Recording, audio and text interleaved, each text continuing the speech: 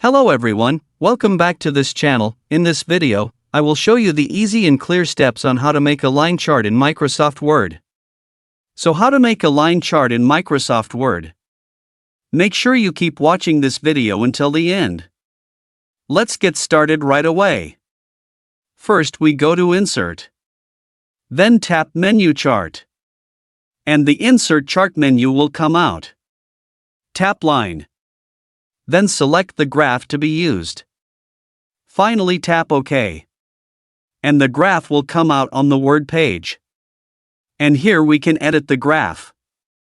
Here we can change the title, by clicking Chart Title then typing the title. To change the data title, go to the table below, change the series section, for example, I changed Data 1, Data 2, and Data 3.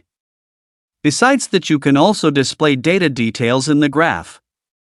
The way to do it is to direct the cursor to the graph. Then tap plus, which is on the right side of the graph. And select Data Labels. To change the data, it can be changed in the data table below. In the series chart, you can replace it with the data you want to enter. Okay, so that's the tutorial on how to make a line chart in Microsoft Word. Thank you for watching. I hope this video is useful. See you in the next video.